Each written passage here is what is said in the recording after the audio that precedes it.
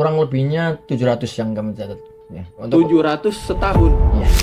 Jadi sehari itu bisa 3 kali.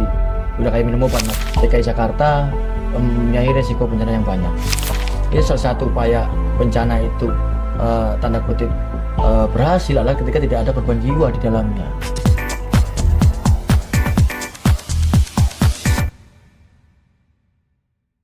Nah, saya juga pengen ngobrol sama Bang tentang kebencanaan secara luas. BPBD itu memandang yang dimaksud kategori bencana itu apa aja sih, Bang? Ya, kami kan berpatokan pada undang-undang ya. Kami punya Ya. undang-undang penanggulangan bencana di nomor 24 tahun 2007, Undang-Undang 24 2007 tentang penanggulangan bencana. Situ ada kategorinya. Bencana adalah serangkaian peristiwa yang menyebabkan tadi korban jiwa, gangguan Oh, psikologis, terdampaknya masyarakat yang menimbulkan kerusakan dan kerugian. Panjang itu. Iya. Jadi contoh misalkan ya secara awamnya ada gunung meletus di pulau tapi nggak ada penduduknya. Itu nggak dikatakan bencana. Oke. Karena tadi ada kata kuncinya masyarakat yang Dampak. terdampak. Ya itu seperti itu. Jadi bencana itu. Jadi ada kategorinya ada kebakaran hutan, kebakaran pemukiman, ada banjir, ada erupsi, ada lain sebagainya, abrasi, cuaca ekstrim. Itu karena ada aktivitas masyarakat yang terdampak. Seperti Oke. itu.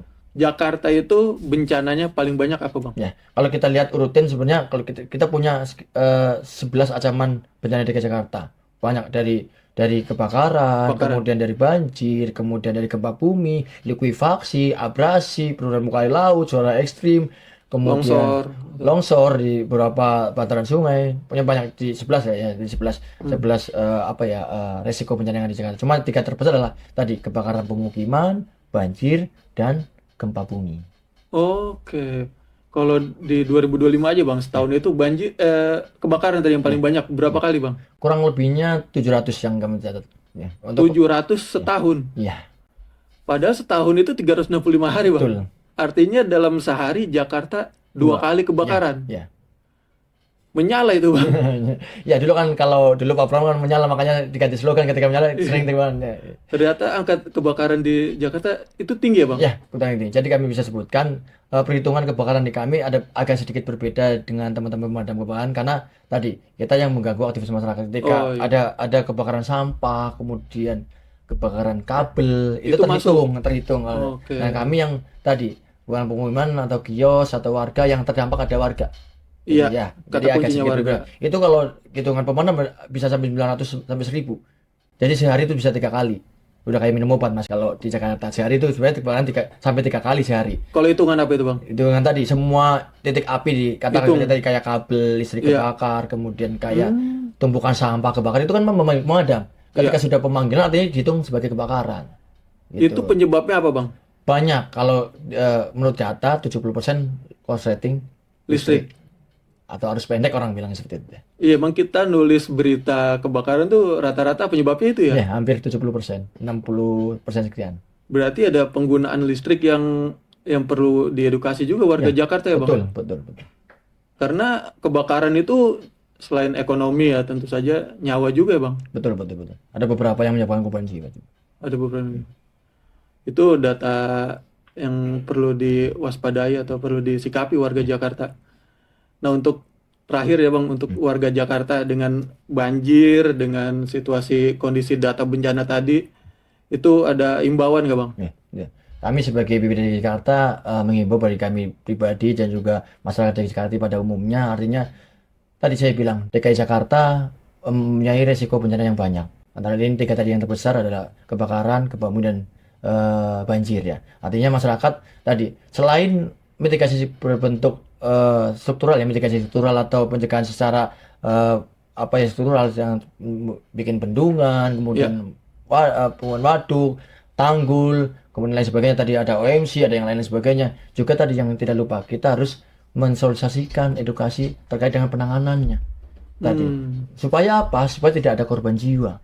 Ini salah satu upaya bencana itu tanda kutip berhasil adalah ketika tidak ada korban jiwa di dalamnya. Ya, ini kan sangat penting. Bagaimana masyarakat DKI Jakarta ketika kebakaran harus ngapain sih? Nah, itu harus sadar dari tingkat anak-anak sampai dewasa. Termasuk ketika banjir tadi saya bilang, banjir harus ngapain sih? Harus matikan listrik rumah dan lain sebagainya. Ini kan sebagian warga nggak tahu. Iya, atau betul. belum tersosialisasikan atau emang mohon maaf acuh tak acuh. Ini yang menyebabkan kejadian kemarin ada kejadian kesetrum di rumah yang akhirnya meninggal dunia. Termasuk kebakaran sama. Ketika kebakaran tadi, Mas bilang, "Oh, banyak di DKI Jakarta." Ya tadi, paling gampang nyalain konsen listrik. Padahal kalau kita lihat kapasitas kabel di rumah kita, apakah masih bagus? Apakah sudah lebih dari 20 tahun yang usang? Udah diganti atau belum? Dan tadi over capacity, yang rumah colokan di kamar 2, saya yakin Dimas juga tambahin terminal jadi colokannya 6. Betul. Apakah itu, ya itu tadi, kita harus menselesaikan terus-menerus ke masyarakat, bagaimana tadi, kalau kita punya tagline, kenali bahayanya, kurangi risikonya. Kita sudah tahu bahaya tinggal di Jakarta, banjir, kebakaran, bumi, macet, dan sebagainya. Kemudian apa yang harus kita lakukan untuk mengurangi risiko itu? Nah, itu yang harus kita selesaikan terus kepada masyarakat, dan masyarakat kalau butuh bantuan silakan menelpon kami, baik secara komunitas, baik secara akademisi, kemudian kantor, kalau mau Untuk diberi edukasi, silakan kami bisa menghubungi kami biar kita saling bantukan. Karena kalau kita lihat gedung kan harus kita tinjau gedungnya juga. Ketika kebakaran, jalur evakuasinya seperti apa sih harus kita lihat juga, harus kita edukasi juga. Kemudian ketika terjadi banjir, gedung-gedung yang dekat-dekat banjir, misalkan daerah sini banjir, kan harus tahu harus mengungsinya kemana, jalur evakuasi kemana, apa yang harus dimatikan, apa yang harus ditelepon.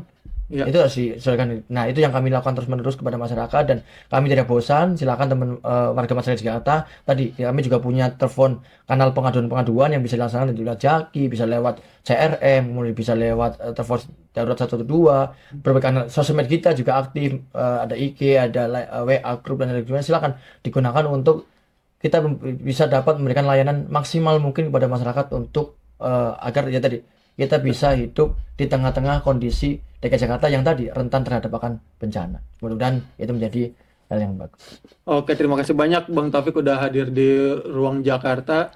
Sampai jumpa di podcast selanjutnya. Oke, Bang Taufik. Terima kasih banyak, Bang.